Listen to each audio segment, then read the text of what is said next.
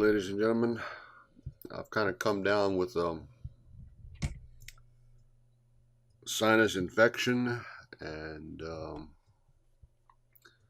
I don't know how long my voice is going to last, but I'm going to give it a go on Chapter 8, Academic Software, and let's just see how far we can go and get this done.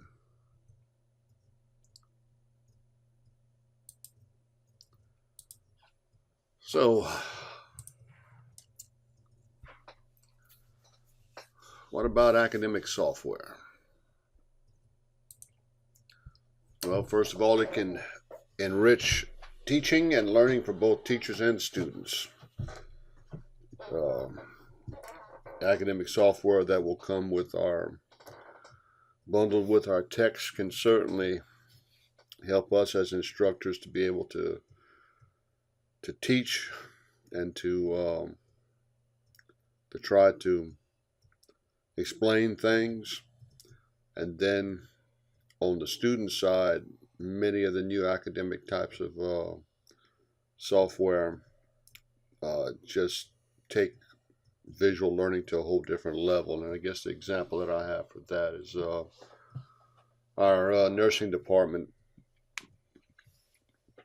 was asking me to do some work to kind of help them install some software into their computers that they utilize in their studies, and they changed books, and this new book had some anatomy software, and so I was able to kind of give them a hand loading that stuff up, but I was just amazed at just how interactive and just how detailed a lot of that software was for their students. There's just no comparison to the best they could do before, was just a bunch of handouts or slides on a overhead projector. This was just totally awesome. Now, they may include packages that help teachers teach and learners attain competencies. Again, that's usually sometimes bundled with your textbook, or else your textbook publisher or will have some kind of website to go to, or even the book author themselves might have a website that they'll give you access to all kinds of resources, and also to students who buy the texts.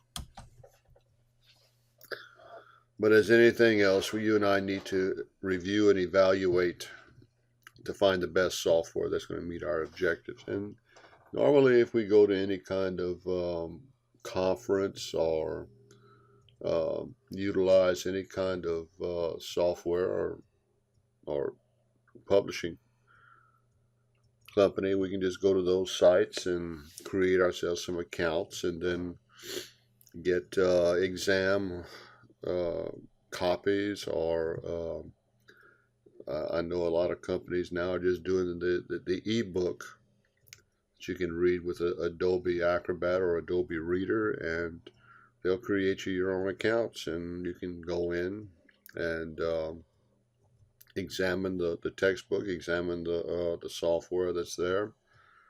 So there's all kinds of possibilities for us to be able to take a look at this stuff before we use it. And this, I guess, is the bottom line for any kind of issues that we have with software. Money and time are required to acquire and implement effectively. We got to have the time to be able to sit down and look at this stuff, and then, of course, the money to be able to buy it. And I don't know about you, but our budgets are pretty tight right now. Let's take a look at one type of academic software, and that's authoring systems. And these software packages will assist teachers in creating instructional software. So if you want to just customize and do your own thing, then an authoring system is one of the ways to do it.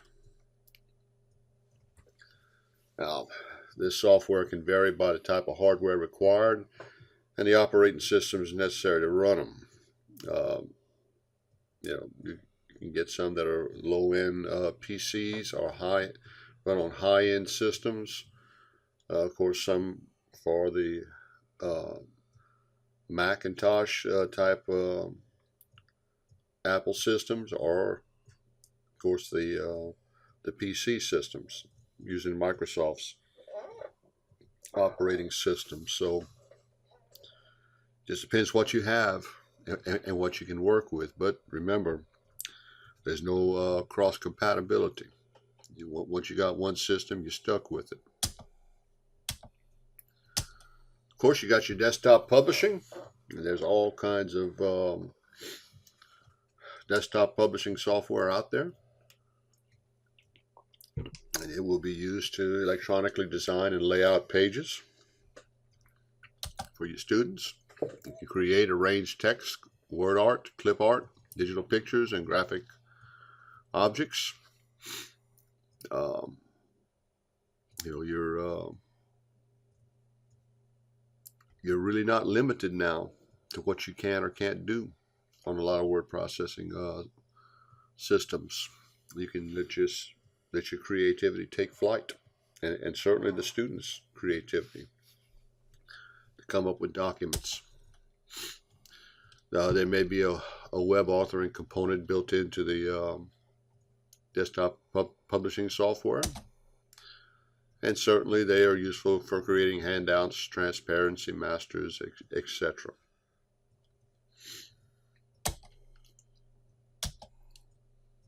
Another type of software is graphics software that can create, capture, or edit or enhance digital images. We talked about those before, like Photoshop, but you know they will really help you take any kind of graphic image and enhance it. And let's face it, if you're trying to make your own kind of slides or make your own kind of graphics for your presentations, you can take basic photographs and then go in, zoom in, and kind of blow up and crop and paste those portions that you just want. That will certainly help to enhance your instruction. And most productivity software includes libraries of graphic images or clip art, like Word and Microsoft Office suite of software will have its own built-in set of clip art images that whenever you load that software, you've got a library available to you. And then beyond that, you can just go to the Microsoft website, to the Office section, and pretty much find thousands and thousands of more images. Google is another place that has a bunch of images. Whenever you'll search on the Google search page, you can search by websites, or else click on a tab, I think, at the top, and you'll see images. And then if you just type the image that you're looking for, and then search it, you'll see hundreds of images that will show up, and then you can pull that into your graphics software and then edit it as you wish.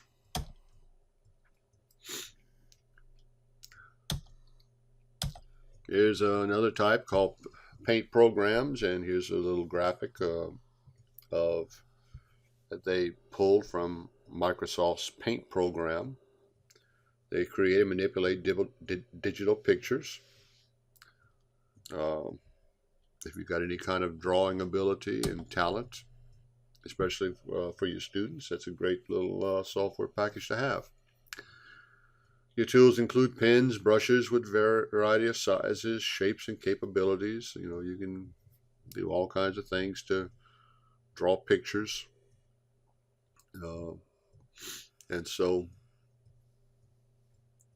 it's just and also it's just a software bundle that comes with the Office suite of software, and also the operating system too. It's used for simple enhancements or to create high-end digital artwork. Uh, you can get as simple or as complex as you wish. Then you got your draw programs. They create and manipulate digital images. I guess the best example I can give of this one is a program like Adobe Illustrator, where you can pretty well create images but in layers to make it more and more complex. You use layered or arranged objects instead of paint tools to create sophisticated drawings. Illustrator is a very powerful program that graphic designers can use to accomplish this kind of thing. You can create drawings, add objects that emphasize points, or create collages of pictures.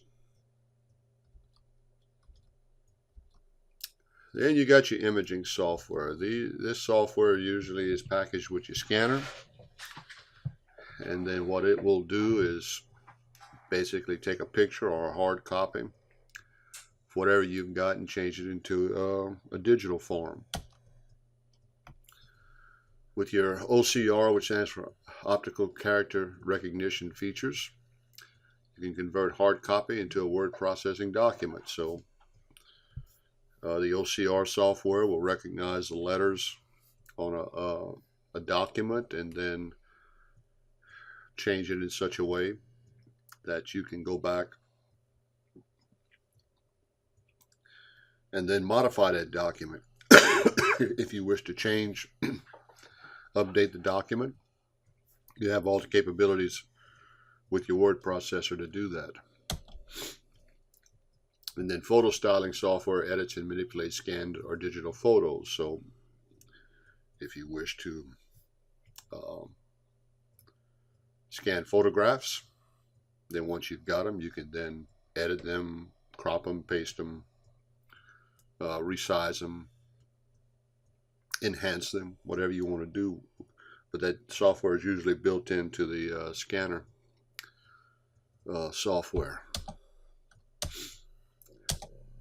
Then you got what's called editing software, which will edit digital images, photos, clip art, scanned images, or any of them that you create.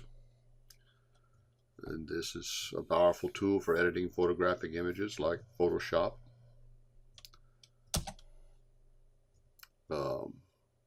You can usually do all kinds of advanced stuff or filters. You can go in and change the whole look of your drawing. You can make it look, a picture look antique, or do all kinds of crazy things with a photo.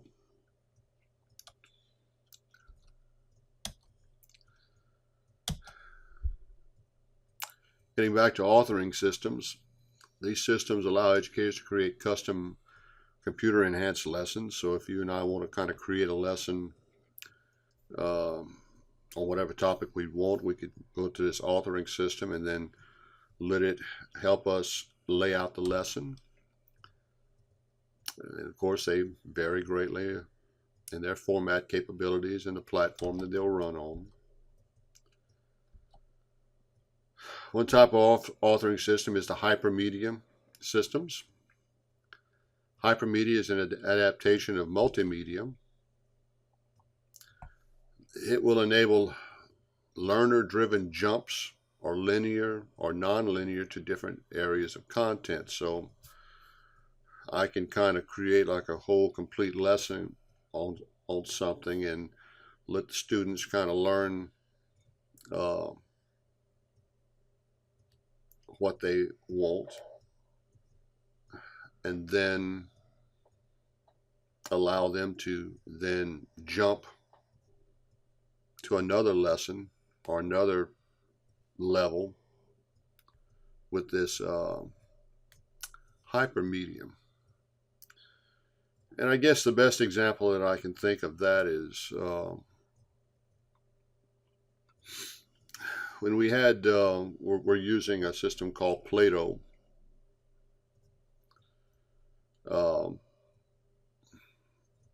This was a very powerful learning system. But one of the things that you could do with Plato is that you had a lesson that would usually was had included audio and visual components, and also some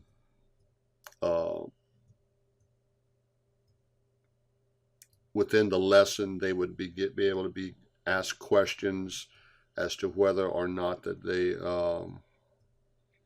understood the subject matter being talked about. And so once they would take these little quizzes or little tests or whatever you want to call them, then based on their answer, the software would then either move them ahead to the rest of that lesson, or else say, well, wait a minute, let's go back and review this, and then they would have a whole different path to follow that would give them review on that particular component of the lesson that they didn't understand, and give them an opportunity to retest and then move forward in that in a linear fashion.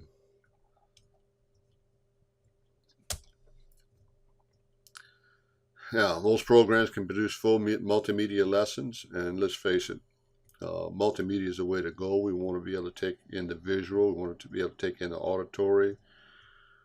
Let's face it, we cover those two learning types. We pretty much got just about everything covered. Now, other programs can produce similar but less robust lessons like PowerPoint. This is a PowerPoint lesson. I can put content on there. I can modify these slides if I want to, but there's really not a whole lot more that I can do with it other than you just going through slides by slide by slide by slide.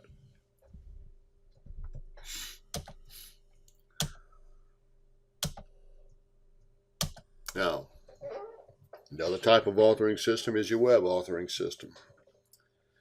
And these are designed to work on the World Wide Web. You can still do the same thing, be able to link to lessons, or link up to other sites on the web. And I think programs like Moodle, Angel, Blackboard, these systems provide the environment for us to be able to do those kinds of things.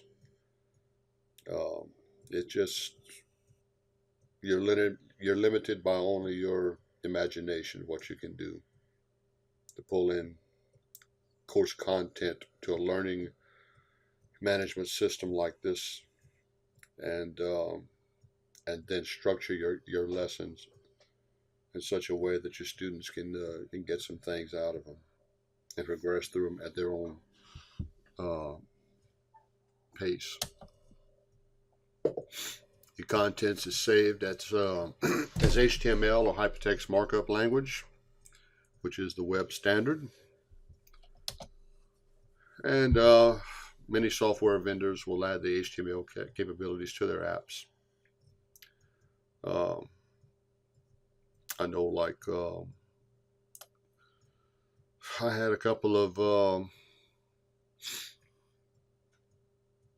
I'm drawing a blank now. I had a couple of classes that I taught for our business department using a business math book that I was given and told this was the one that we were going to use. about 3 or 4 years ago, and so I decided to use Moodle. Kind of helped me do some stuff with it, and found a very good website by the author with all of their course content information out there. And I wanted to be able to do some links to those web pages, but I had issues with pulling the link into Moodle, and it really stumped me for quite a long time, and I pretty much almost gave up on the whole operation, and I was going to go in a different direction. But one day I had some time, and I said, let me just try this again. And just by accident, I went in. Instead of with Internet Explorer, I got in and used Firefox as my web browser, and just happened to have it on the display where I could see the website and then see the HTML language exposed. I thought to myself, maybe maybe I was going about this wrong. Maybe I ought to be able to just pull in the HTML into Moodle. And so I pulled my Moodle class up in Internet Explorer, and there's a way in whenever you look at your assignments and set up assignments in Moodle, where you can cut and paste HTML. And so, that was the answer right there. I then had all of this great review material, all of these practice tests that I just cut and paste HTML code into those commands, and it was a beautiful thing. Students really enjoyed it. Even had links to embedded videos, which within the HTML. So I just couldn't link to any other way, and so just watch out for those kinds of things from your publishers and your software vendors. They can really open up some new doors for you. Reference software, which are basically the digital versions of reference materials. You don't see any more Encyclopedia Britannica books and volumes all over the place anymore, or any World Book encyclopedias in libraries, I guess, unless they want to take up shelf space. Everything is now on DVD or on the web, for that matter. They'll be on CDs or DVDs. And then, of course, since they're digital, you can put them in a hypermedia format, which is not going to limit you to just the printed word. Text, sound, animation, video, graphics, and all you do is link to them. Then you got your tutorial software, which is used to present new material or reinforces a lesson. It's stuff like Plato. We use a program called Hawks. Very good program that is basically tutorial. Student goes in, gets a section of information on what that lesson's about, then has a chance to practice those problems with those lessons, and then take a test to see if they know what they're talking about. Another program I use very similar to it is SimNet for my CPTR 1000 class, Computer Lit class. SimNet has a section where they'll explain a lesson to the student, show them step by step what they need to know, then let them practice taking a test, and then give them a little lesson test to see if they know what they're doing. Wonderful software.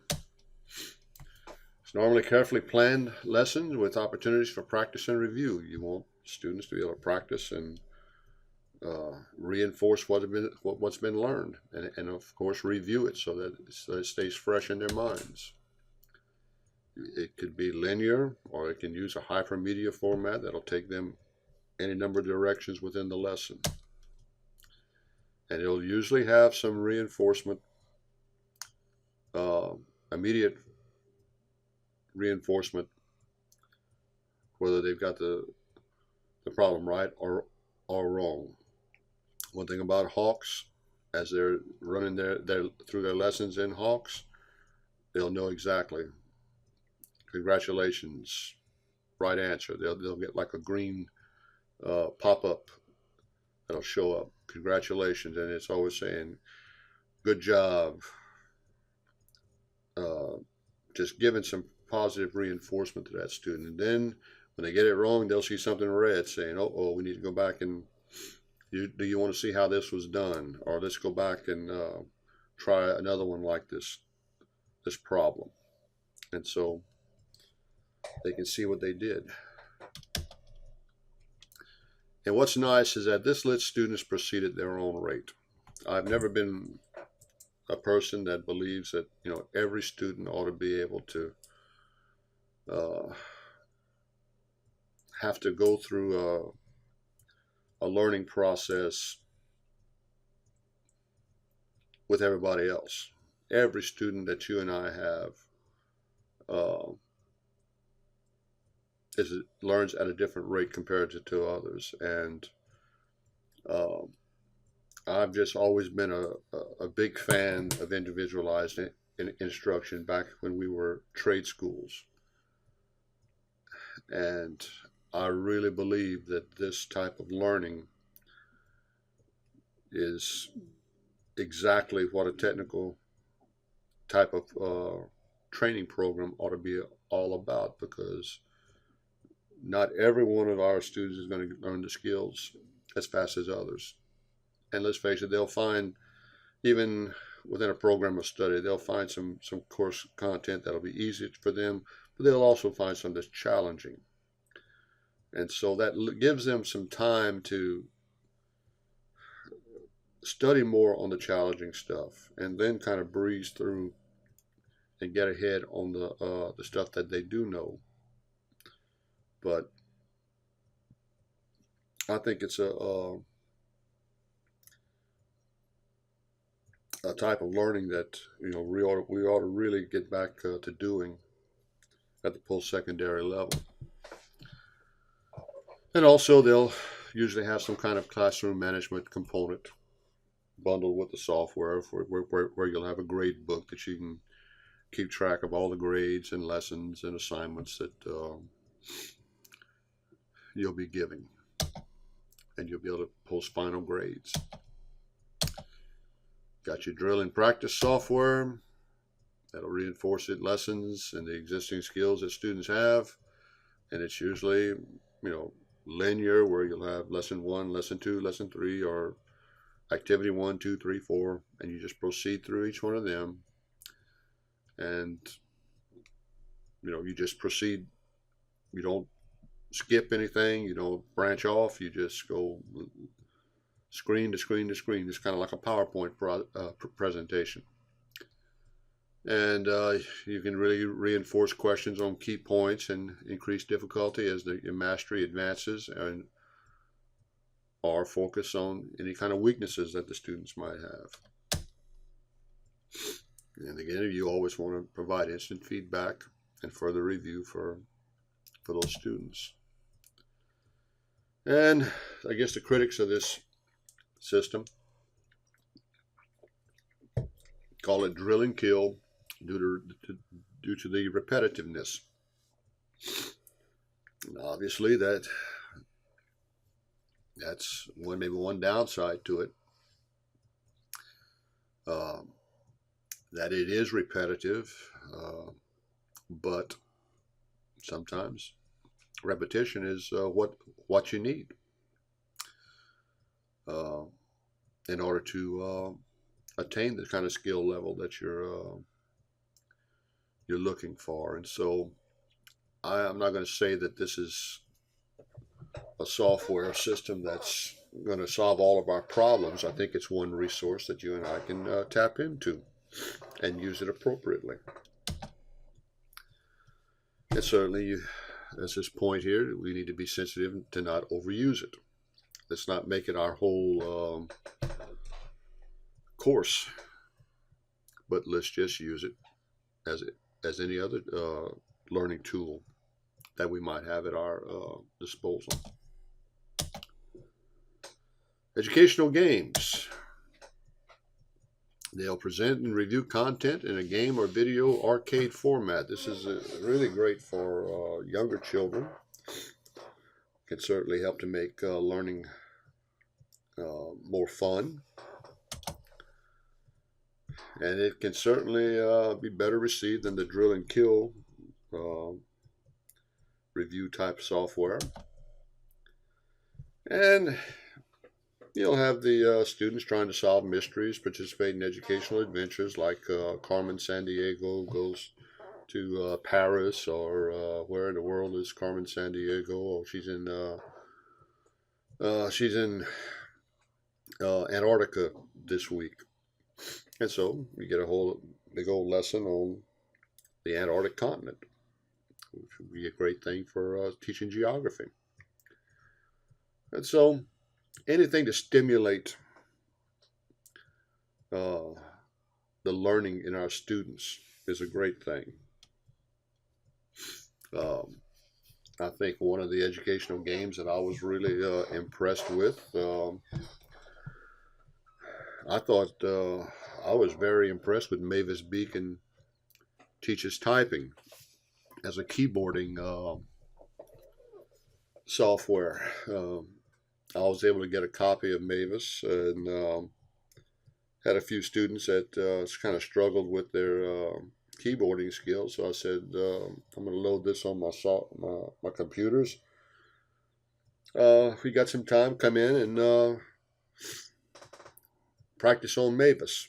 And so one of the things about Mavis is that she has this race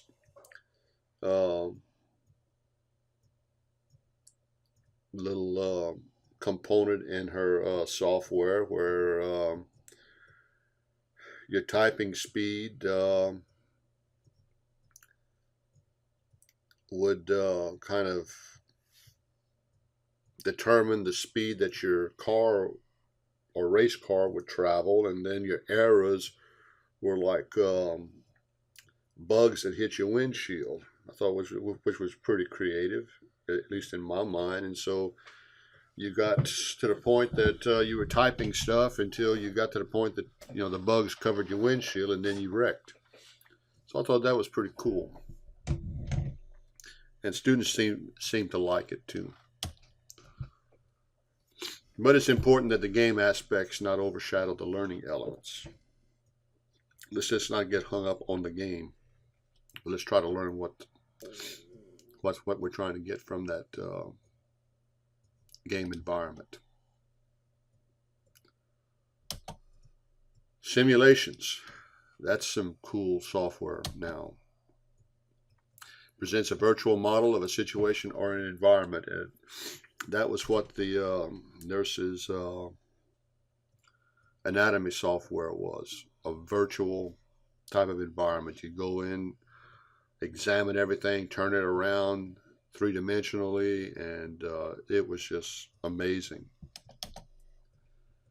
Provides a safe way to experience situations. There may be some simulations and some things that students would need to do that would be dangerous, and that would put them in a unsafe condition. Well, simulations software is certainly one way to accomplish that in a safe environment.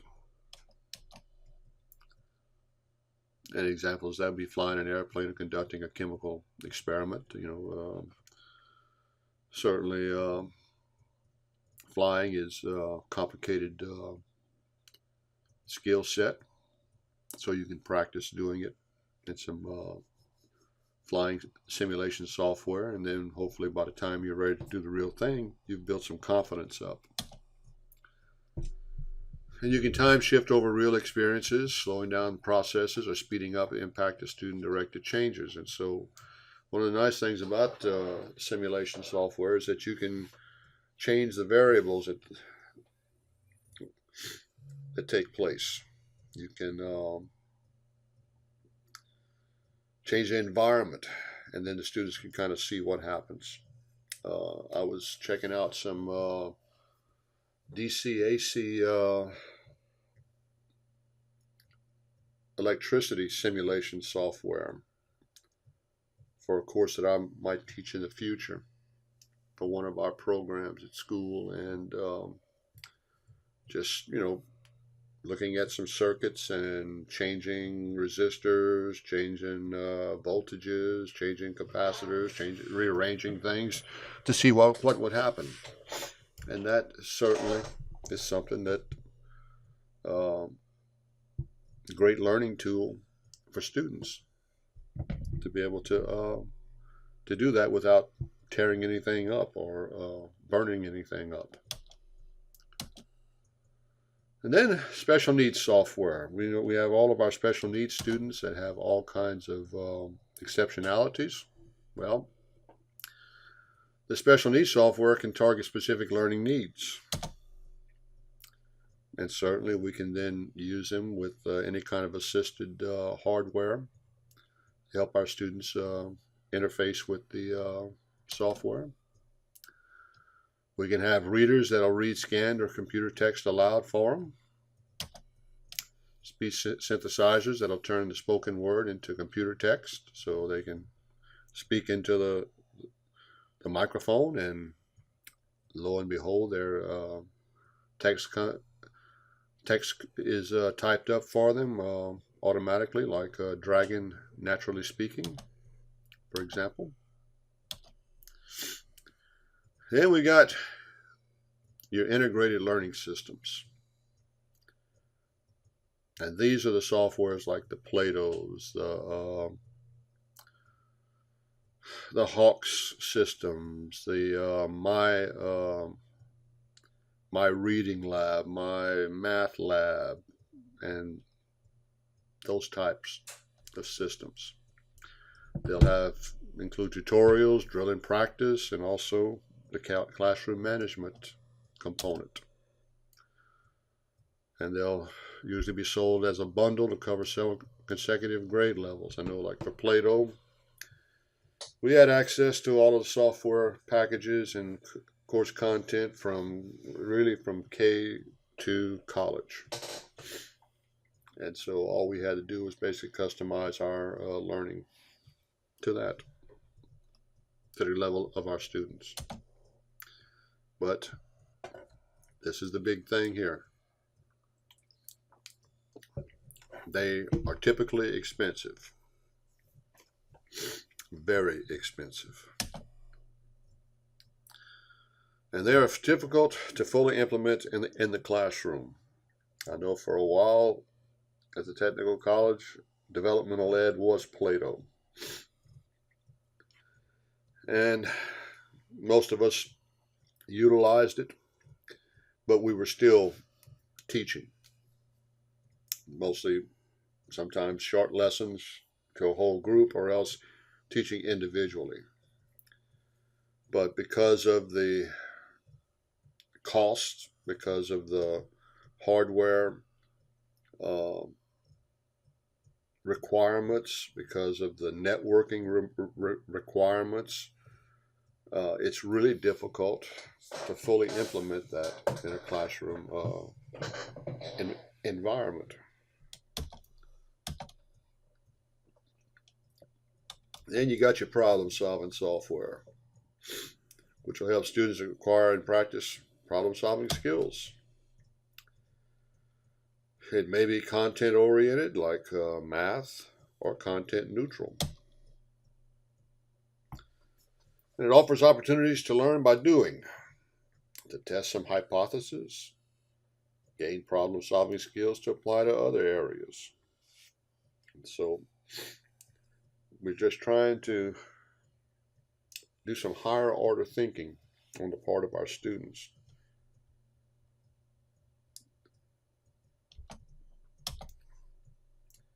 And then we got brainstorming or concept mapping software.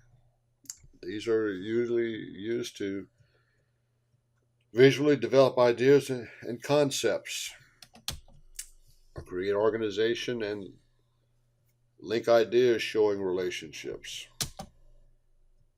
This will encourage creativity, clarify thinking, and helps identify misconceptions. We have, students that we're trying to brainstorm some ideas on a project or something like that. Well, then that's the kind of software that they can use to kind of put down what they've come up with, kind of organize that information in a general way, and then come up with some kind of process or some kind of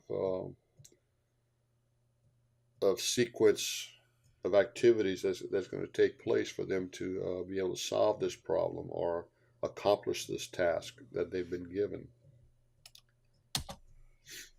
Then, of course, we got academic databases, which are subscription databases and are fee-based, but can be more reliable and authentic than general web searches.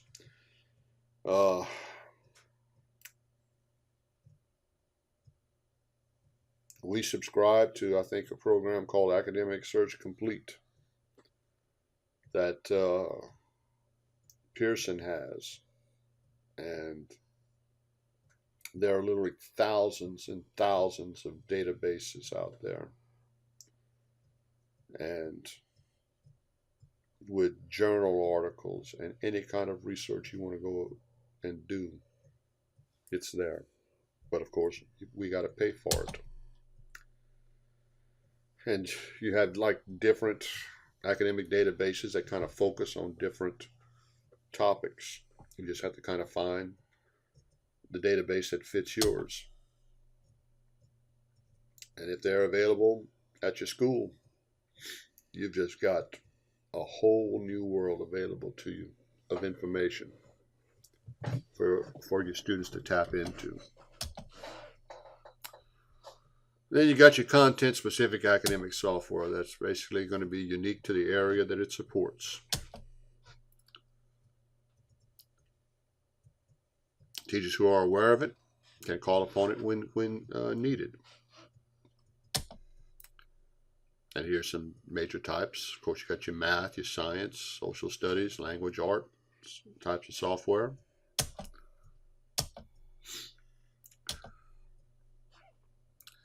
Let's kind of take a look at academic software in teaching and learning.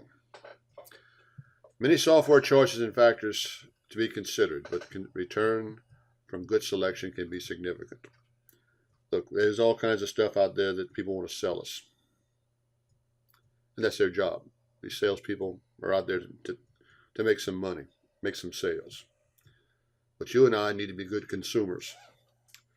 Find us some software that works, because we want results from it. If we don't get results, we're wasting our money, and we don't have a lot of money to waste. The possibilities and options to enrich learning are vast. Look,